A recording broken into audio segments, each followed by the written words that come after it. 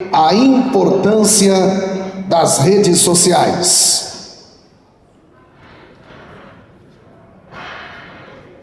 Para falar sobre esse assunto, nós convidamos o deputado federal por 2 mandatos, representando o estado do Paraná, Fernando Francischini, também deputado estadual eleito, que recebe o carinho e os aplausos de todos.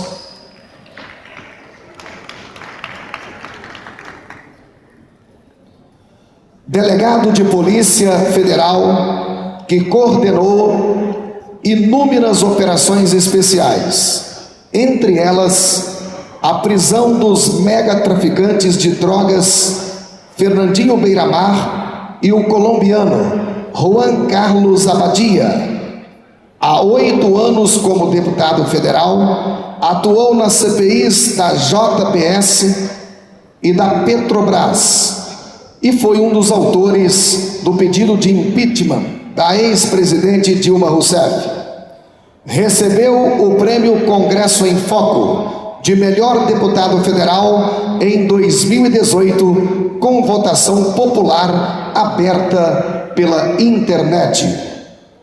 O deputado federal Fernando Francischini também é advogado e foi eleito agora como deputado estadual na última eleição com a maior votação da história do Paraná, com quase 400 mil votos.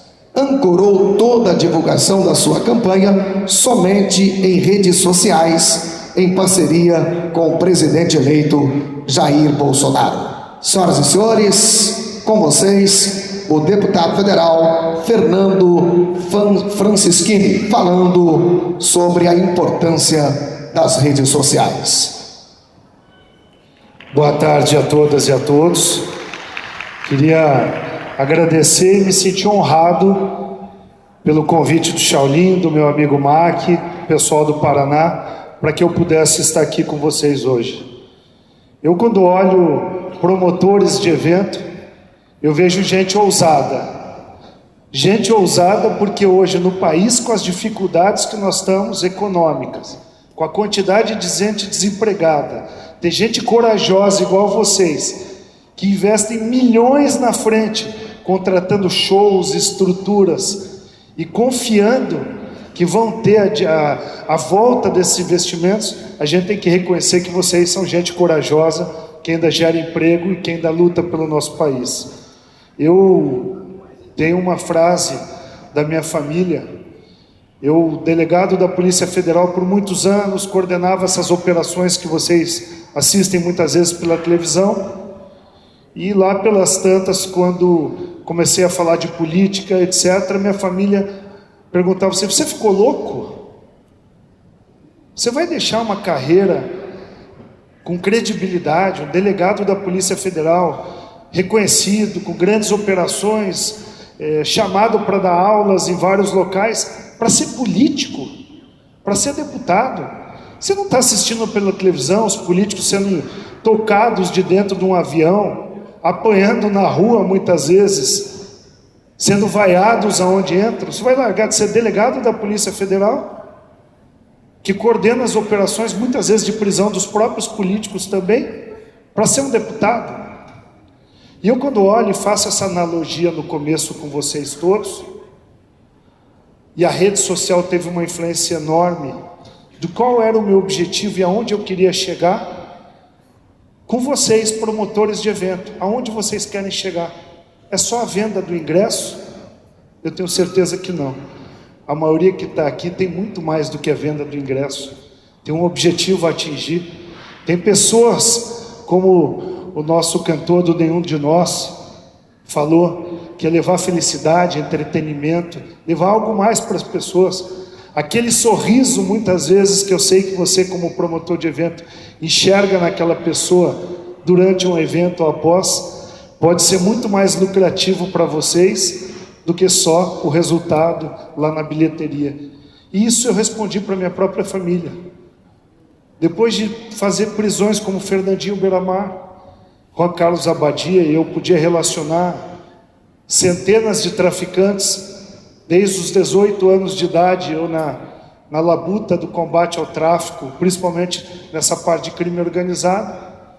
Quando acabava uma grande operação, vou citar a prisão do Abadia, o colombiano das 1000 faces, quantos fantásticos seguidos da prisão do Abadia, a continuidade do Pablo Escobar, que fugiu da Colômbia e comandou o tráfico aqui do Brasil por muito tempo.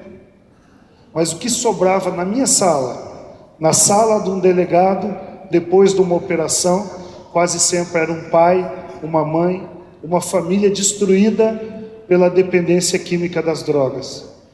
Eram jovens que não tinham uma segunda chance. Eram jovens que o vício levou para o tráfico, que o tráfico levou para a violência, que levou para as mortes. E aquilo para mim era como enxugar gelo. Em determinado momento eu olhava a próxima prisão, e o caminho ficava multiplicando-se exponencialmente.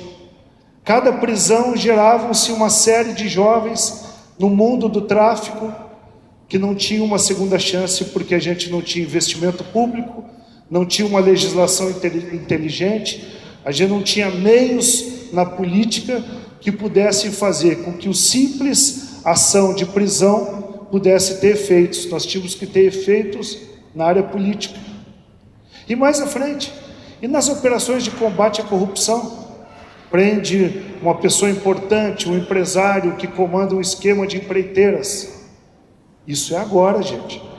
Puxem 5 anos para trás. 5, 10, quando eu comecei a minha primeira eleição, a 8, a Polícia Federal ficava extremamente isolada desse contexto, porque nós não tínhamos visibilidade, apoio popular, nós não tínhamos pessoas que com essa visibilidade e essa força, e aí entram as redes sociais, podiam enfrentar os poderosos, porque a cada enfrentamento de poderosos, tinham todos vocês, nós brasileiros, por trás do Facebook, numa rede social, que mesmo que a televisão não colocasse, não conclamasse os brasileiros para defender o seu país, a rede social fazia. E cada um de nós era um canal de televisão, um programa de rádio, um jornal, uma opinião, e sem o controle da grande mídia com as suas verbas de publicidade, que muitas vezes vinham nas mesmas operações que a Polícia Federal fazia, como vocês viram várias vezes nas televisões, o esquema de corrupção passava também pelas verbas de publicidade que compravam muitas vezes matérias, editoriais, a alma daqueles que se formaram para levar informação e levavam informação distorcida ou se omitiam porque o editorial não aceitava que criticasse aquele governo que botava o dinheiro que sustentavam os grandes veículos. E quando os grandes veículos sentiram a chegada exponencial infinita das redes sociais, fizeram o quê? A fake news agora. A fake news tem que ser combatida. Da onde surgiram as fake news? Surgiram justamente dos grandes veículos, vendo que todos nós viramos veículos de comunicação, só com o nosso smartphone na mão, fazendo um vídeo, fazendo uma crítica, que se os nossos amigos compartilhassem, os amigos deles compartilhassem, nós íamos virar milhões em alguns segundos. E o que adianta uma matéria num grande jornal, se todos nós não acreditávamos mais naquele conteúdo que lá estava? A cada final de operação acontecia a mesma coisa que nas operações de tráfico de drogas. A corrupção não diminuía, a impunidade aumentava. Por quê? Porque nós não tínhamos uma legislação forte no Congresso Nacional, nem gente para aprovar essa legislação forte, muito menos mudar a Constituição, e muito menos nós tínhamos um juiz Sérgio Moro surgido ainda no cenário. Era um contexto que fazia com que eu voltasse para minha família, como eu vejo a família de vocês muitas vezes falando, por que você continua com isso? Eu falo isso com muita certeza para vocês, promotores de eventos, porque o Mac está aqui, meu amigo, e vários outros lá do Paraná, são famílias de amigos, e eu sei que eles escutam. Você vai continuar promovendo eventos com toda essa dificuldade? Um dá certo, Shaolin, o outro, 2 deu errado, um dá certo, 3 deu errado. E sempre é com quem? É com os filhos, com a família, com o marido, com a esposa, que a gente vai lá. E comigo era a mesma coisa. Delegado da Polícia Federal vai deixar de ser delegado e ser candidato. E foi o que aconteceu. Eu fiz a mesma coisa que vocês. Apostei que isso não era só uma conta matemática, não tinha uma lógica no que eu estava fazendo. Eu deixei tudo para trás, essa carreira que vocês ouviram, quase 30 anos o ano que vem, para ser candidato a deputado federal. E aí surge pela primeira vez as redes sociais na minha vida. Como um delegado da Polícia Federal que não tem a mega estrutura financeira, que não tem o tempo de televisão que só os caciques partidários que decidem quem vai aparecer na televisão no período eleitoral vai ser candidato. Eu não vou conseguir nem contar para quem está nas ruas que me conhece que eu sou candidato. Surgem as redes sociais. E as redes sociais lá em 2010 não eram nem próximos do que nós temos hoje.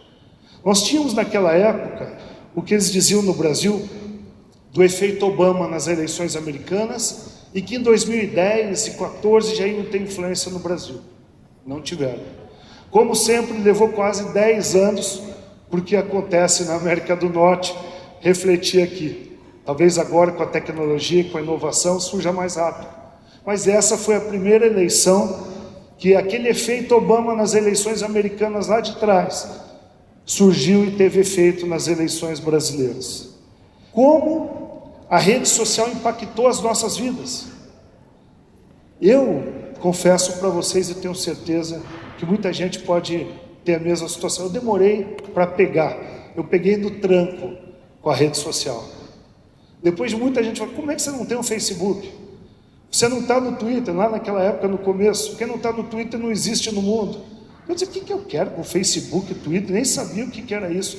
Para mim, o máximo que eu fazia era entrar lá no site, lá, olhar, ler alguma coisa, etc. Mas relutei. E eu tenho certeza que os promotores de eventos mais antigos, aqueles que estão aqui, que são os desbravadores, os que começaram, também devem ter acontecido a mesma coisa. Alguns até hoje ainda estão relutando de como é que eles vão entrar nesse fenômeno da rede social. E aí veio o que começou a acontecer comigo. Eu comecei a ter agências me procurando. Olha, você, para se eleger, nós vamos montar um Facebook, vamos montar um Twitter, nós vamos começar a fazer publicações, nós vamos começar a te dar visibilidade. E eu comecei a rede social e ela não andava. Publicava 2 curtidas. E uma minha mãe. Então imagina como estava ruim. Publicava um vídeo super legal, não aparecia, ninguém visualizava. E eu comecei a desanimar naquele começo. Quando eu entrei no Congresso Nacional já eleito, e as redes sociais tiveram um papel forte, mas nem perto do que teve nessa última eleição, foi mais em cima da visibilidade que eu tive como delegado da Polícia Federal. A prisão do Juan Carlos Abadia, Fernandinho Beiramar, se eu relacionar para vocês lá o Kim Chong, o chinês da 25 de março de São Paulo. Então, rodei o Brasil com as operações, então era muito conhecido no Estado. Mas quando chegou no Congresso Nacional, era um delegado da Polícia Federal, deputado.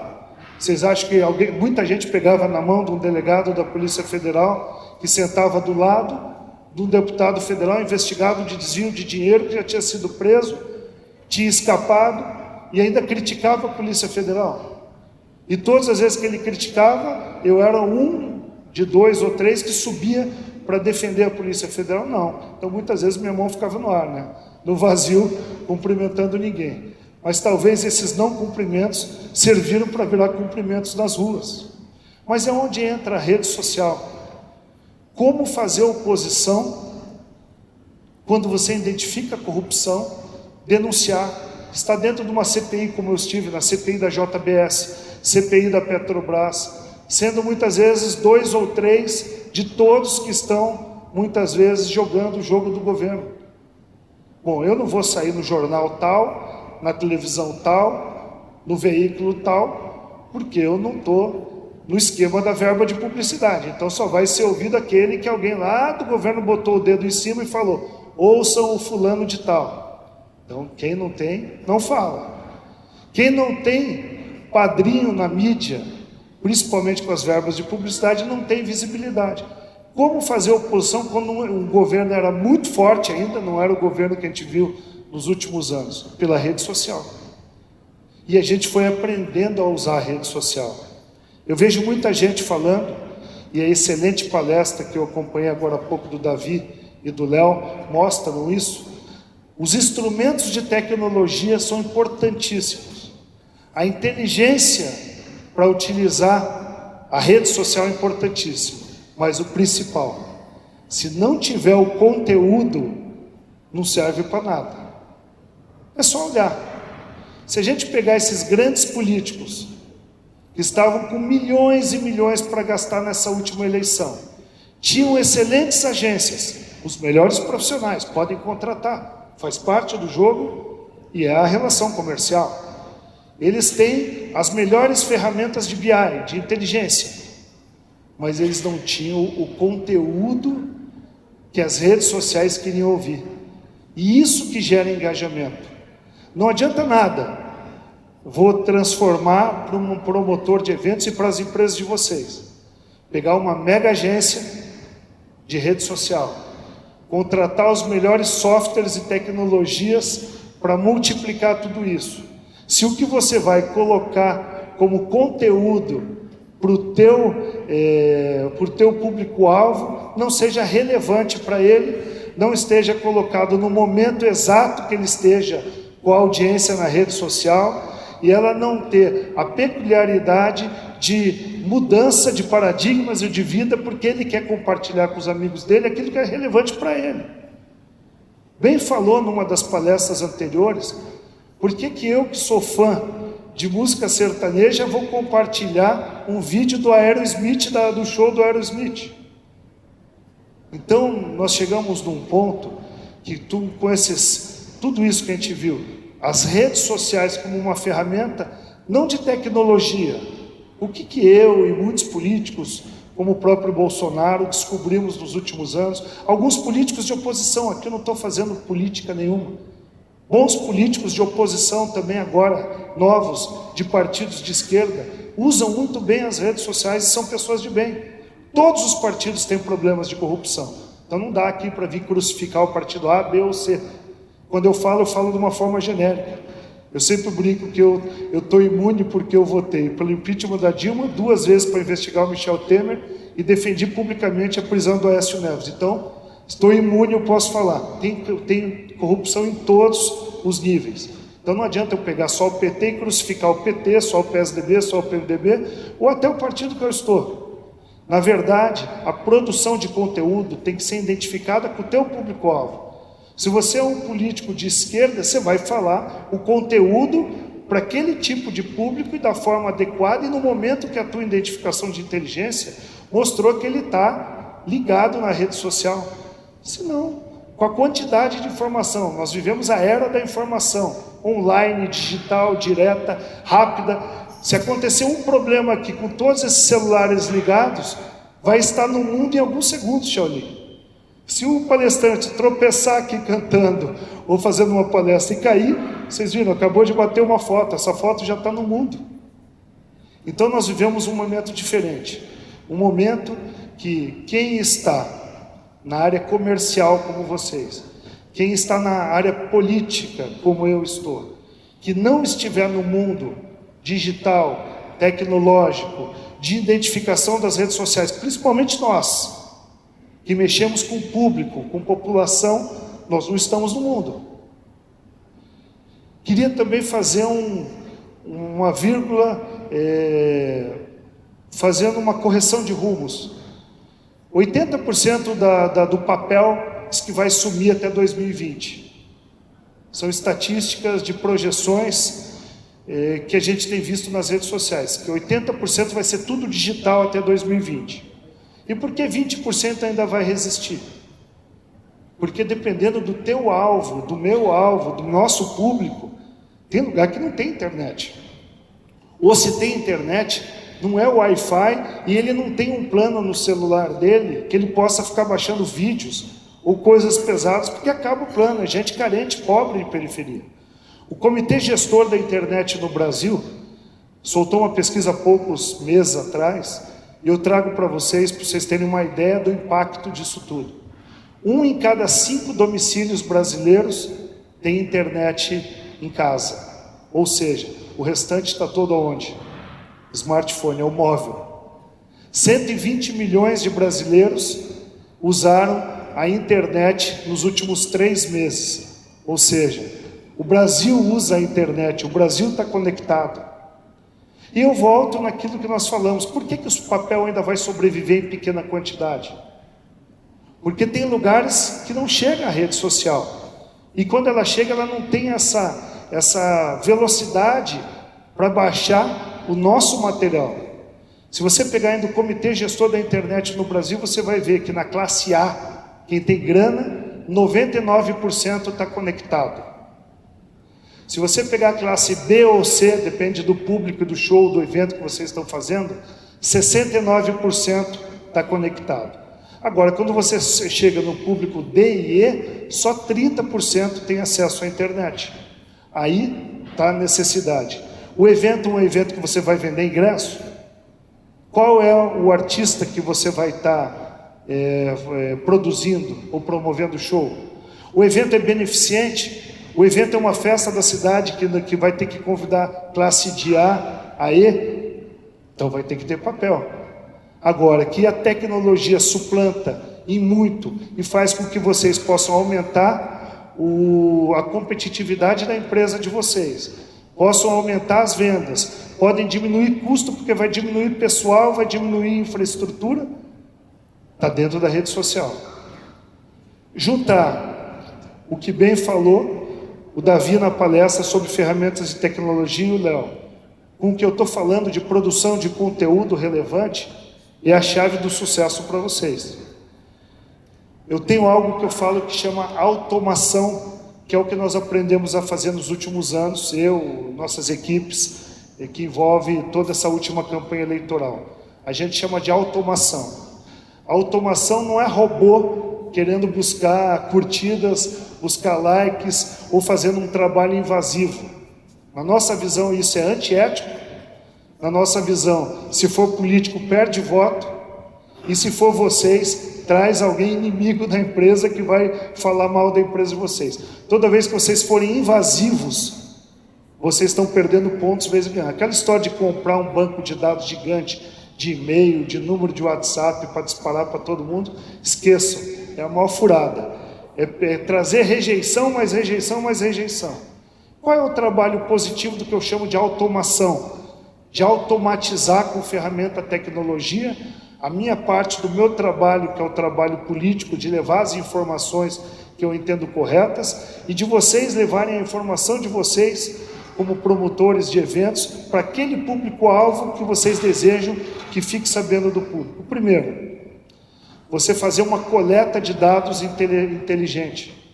Você ter essas ferramentas que vão buscar exatamente a pessoa identificada que curte a página do Zé Neto e Cristiano, que mora em Curitiba, Neto, e eu vou fazer um patrocínio no horário que diz que o movimento da minha página é o movimento mais alto, é a sexta-feira às 19 horas.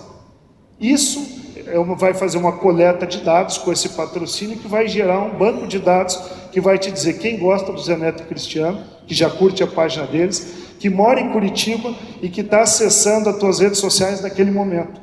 E essa coleta de dados vai ser definitiva, vai ser o ouro para a sua empresa e para mim, no meu determinado tipo de público. Porque a todos os momentos que ele voltar a ter um novo evento, agora não é Zé Neto, é Chitãozinho e Chororó, ele vai fazer o mesmo gasto com a produção de uma peça publicitária, mas ele vai saber dar o gancho de buscar aquele mesmo público, ele vai saber até quem comprou com as ferramentas hoje que existem, para avisar ele, você que gostou daquele show, agora nós vamos ter o Chitãozinho e Chororó com isso aqui em Curitiba. Diferente do que você fazer uma simples publicação, meter como é o botãozinho azul, num horário insignificante, uma peça linda publicitária que custou caro, mas que ninguém vai ver. As redes sociais são motores de audiência. Então, isso tudo faz um contexto importante, não dá para falar em alguns minutos, O que eu queria mostrar para vocês é a importância que teve para mim nesses últimos anos, com a mudança de que nós entendemos de país e que serve para vocês. Tenho certeza que quem não estiver nas redes sociais vai ter grandes dificuldades com promoção de eventos. Primeiro, uma grande quantidade de eventos sequenciais nas mesmas cidades. Vocês têm notado isso, Shaolin? Você olha, num dia você tem Garota VIP, no outro dia você tem Vila Mix, no outro você tem o Festeja, no outro você já tem mais 3 que juntaram e fizeram um outro carro. E o público? Se você não tiver conectado, ele vai escolher uns 4 para ir, ainda mais no país, na crise que está. Então, quem não se comunicar com aquele público específico, quem não tiver diversidade de informações para saber planejar de acordo com a inteligência de que você busca de informações na rede social. Não vou fazer nesse mês, porque eu identifiquei pelo monitoramento, que são as métricas das redes sociais, que nós temos um evento que vai acontecer em Curitiba, que está com uma grande quantidade de gente que já fez check-in, confirmação. Se eu fizer na semana seguinte é fracasso. Se eu der um mês, se fizer uma grande campanha, buscando até os dados, porque eu tenho como buscar no Facebook, das pessoas que foram naquele evento e participaram, eu tenho uma chance de duplicar, triplicar o meu público. Foi isso também que nós fizemos. Nós tivemos nessas últimas eleições o conteúdo que as pessoas queriam ouvir nas redes sociais. Muitas vezes a gente fazia as transmissões, as lives ao vivo no mesmo horário da propaganda eleitoral. Muitas pessoas desligavam a televisão porque preferiam ouvir o que estava nas lives da rede social do que na própria televisão, que era fruto muito mais de marketing, de valores milionários de campanha. E a campanha foi uma campanha que demonstrou que Davi contra Golias ainda pode vencer. Eu queria mostrar um vídeo para vocês. Eu acho mais importante essa interação nossa. Um vídeo do que eu acho uma das peças de conteúdo mais relevantes que alguém que produz ou que faz um show poderia fazer. Quando eu olho aquela peça, e vocês vão assistir daqui a pouco, eu sei a relevância de alguém que sabe produzir conteúdo com inteligência para promover um show, para promover uma turnê. Queria agradecer o convite novamente. Eu despertei, Shaolin, graças ao Mac, conversando com o Mac esses dias, essa história de rede social, de como influenciou minha vida e tem influenciado os setores da sociedade, e a gente transformou agora num workshop. Começamos com o trabalho de workshop junto com a Prime, e aqui, Shaolin, em homenagem a você e à Abrap, é o primeiro deles que a gente está fazendo, porque a gente tem muito respeito por todos vocês. Eu queria mostrar esse vídeo para que vocês possam entender o que é esse motor todo de rede social quando se tem um conteúdo. Just to hear you breathing, I choose now when you sing, that you follow me, dreaming, I can see my life in the sweet surround. Stay with this moment, where a moment's memory.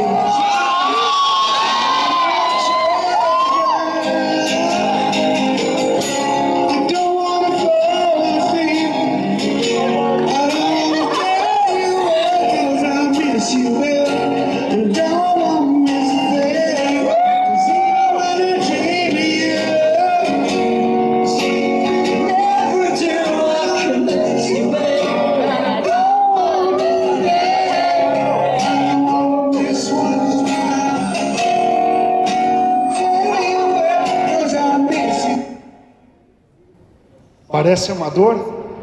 No meio da rua, de repente, aparece o Steven, do Aerosmith, um cantor de rua, se eu não me engano, em Moscou, e de repente ele aparece. As imagens, você vê que aqui não dá para ver, mas de câmera HD profissional, e ele sai do meio da multidão com a equipe inteira, com a esposa, e vai cantar com ele. Esse vídeo teve milhões e milhões de visualizações e fez a turnê do Aerosmith dar um upgrade que vocês não imaginam.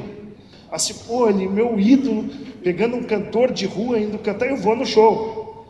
Então isso é a produção de conteúdo. Se colocada na rede social certa, com o impacto correto, no horário correto, com o patrocínio correto, para aquele público, devastadora a campanha, foi o que aconteceu. Se você botar, você vai ver que é um vídeo que explode em qualquer rede social, e eu acho que é isso que é o alvo que vocês devem buscar. Quando eu olhava o rosto de cada um de vocês, eu acho que comprovei aquilo que eu falei no início. Vocês não são produtores de eventos, vocês são produtores de alegria e de felicidade para esse povo brasileiro que precisa tanto. Muito obrigado, gente.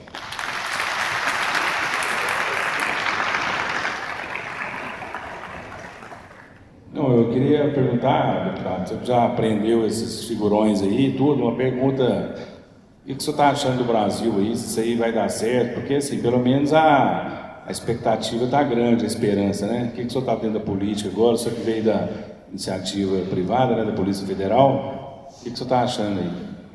Acho que independente de quem ganhasse a eleição presidencial, a gente não pode torcer para o nosso país ir mal, porque nós moramos nesse país, nossos filhos estão nas escolas, nossa família depende que esse país vá bem. Se a economia vai mal para todos nós. Então a gente tem que torcer. Passou a eleição, é o presidente de todos nós. Eu acho que a gente tem que torcer para ele acertar. Que o país, como muitos já falaram aqui, é um país maravilhoso, continental, é um celeiro para o mundo. Se diminuir a roubalheira, o dinheiro dá para pagar muita coisa.